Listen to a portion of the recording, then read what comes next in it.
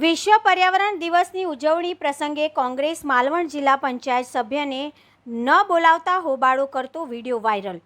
પર્યાવરણ દિવસના કાર્યક્રમમાં ભાજપના કાર્યકરો ખેસ પહેરીને આવતા કોંગ્રેસના જિલ્લા પંચાયત સદસ્યોનો વિરોધ।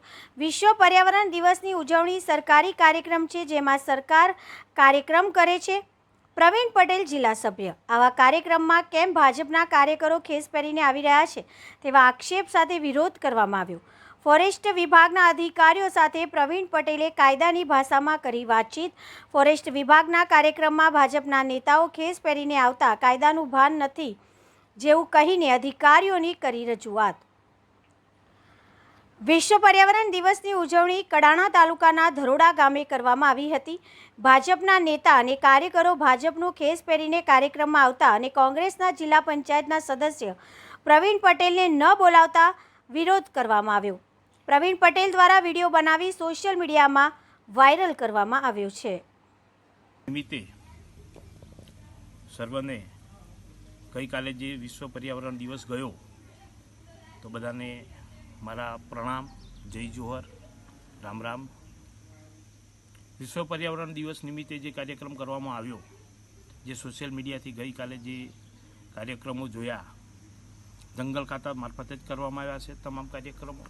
અને એ કાર્યક્રમોમાં ભારતીય જનતા પાર્ટીના ખીસ પહેરી અને ભારતીય જનતા પાર્ટીના સંગઠનના હોદ્દેદારો જ્યારે આવા કાર્યક્રમોની અંદર ખીસ નાખીને જાય છે તો આ સરકારનો કાર્યક્રમ છે, પર્યાવરણ બચાવવાની વાત કરવાની હોય છે, જનતાને પર્યાવરણ વિશે જાગૃત કરવાની વાતો કરવાની હોય, એની જગ્યાએ ભારતીય જનતા પાર્ટીનો પ્રચાર કરવામાં આવે છે।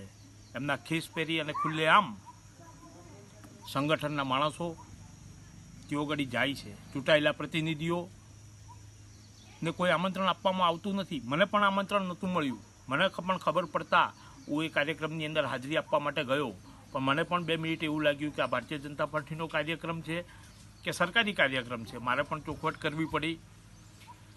જંગલ ખાતાના અધિકારીઓને પણ હું વિનંતી કરું છું કે તમે પણ કઠપૂતળી બની અને ભારતીય જનતા પાર્ટી જે કામ કરી રહી છે સરકારી કાર્યક્રમોમાં, જે મત માગવાનું અને લુભામણી વાતો કરવાની, તમે પણ આવા ભાષણો માટે મારો પૂરેપૂરો વિરોધ છે।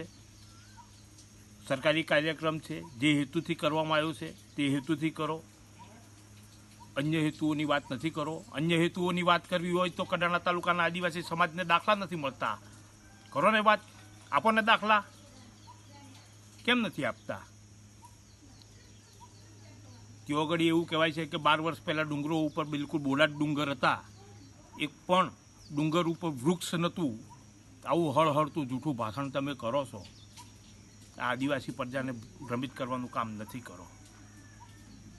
ખરેખર જે હેતુથી કાર્યક્રમ કરવામાં આવે છે તે હેતુસર જ કાર્યક્રમ કરો, એની ગરિમા જળવાય।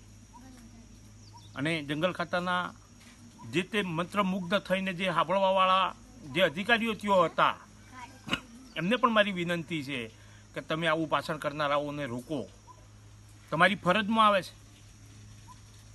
તમે આવું ભાષણ કરવાવાળાને રોકો, અને ના રોકવા હોય ને તમને પણ ગમતું હોય તો નોકરી પરથી રિઝાઇન આપી અને ભારતીય જનતા પાર્ટીનો ખીસ પહેરી અને તમે પણ મેદાનમાં આવી જાઓ, તો અમને ખબર પડે કે અમારે કોની સાથે લડવાનું છે। અસ્તુ, જય હિન્દ।